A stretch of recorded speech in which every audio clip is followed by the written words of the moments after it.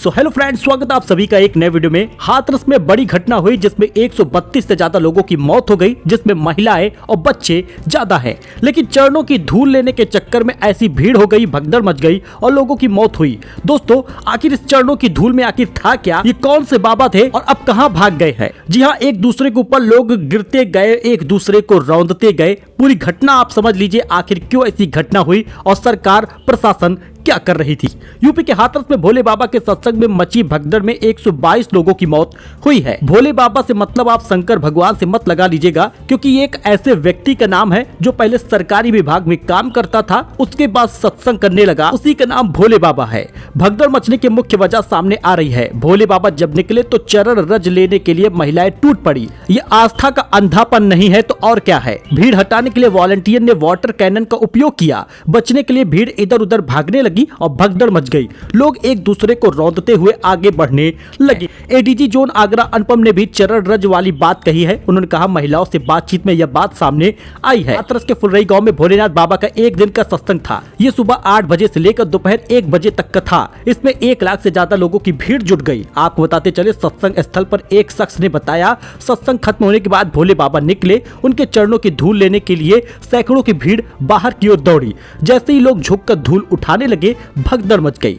इसके बाद एक के ऊपर एक लोग चढ़कर लोग बाबा के चरणों की धूल उठाने लगे। इसी चक्कर में इतना बड़ा हादसा हो गया है। सड़क पर आए तो मच गई भगदड़। प्रत्यक्षदर्शी हीरालाल सिंह बताते हैं कि जैसे ही सत्संग समाप्त हुआ, हम वहां से अच्छी तरह से निकलकर बाहर रोड तक आ गए। कोई दिक्कत नहीं थी, सही सलामत चल रहे थे। फिर अचानक भीड़ का रेला इकट्ठा हो गया। इसमें कुछ मोटरसाइकिलें भी थी। इसमें महिलाएं और बच्चे संभल नहीं पाए। मेरी बच्ची सड़क पर गिरी और फिर वो उठ नहीं पाई। ये पूछने पर कि अंदर क्या हुआ तो हीरालाल कहते हैं, अंदर कुछ नहीं हुआ, ये रोड पर हुआ हादसा है। प्रशासन ने पूरी व्यवस्था वॉलंटियर पर छोड़ दी थी, जो एक बड़ी घटना बन गई। सत्संग में 1 लाख से ज्यादा की भीड़ थी, लेकिन प्रशासन ने पूरी व्यवस्था बाबा के वॉलंटियर पर छोड़ दिया। वॉलंटियर इतनी बड़ी भीड़ नहीं संभाल पाए। लोगों के मुताबिक खेत में सत्संग था। हाईवे के किनारे नीचे गड्ढे थे, खेत जुता था, पानी की वजह से कीचड़ हो गया। इस वजह से लोग वहां से भाग नहीं पाए। हादसे के 5 बड़े सवाल जो लोगों के जहन में अभी भी है। 1.5 लाख लोग जुटे, पुलिस और प्रशासन कहां था? इजाजत देने के वक्त लोगों की संख्या का ध्यान क्यों नहीं रखा गया? हाईवे के किनारे कार्यक्रम की इजाजत क्यों दी गई? पुलिस ने बाबा के प्राइवेट सुरक्षा कर्मियों के सहारे व्यवस्था क्यों छोड़ दी? लोकल इंटेलिजेंस भीड़ का अंदाजा लगाने में क्यों फेल रह गया?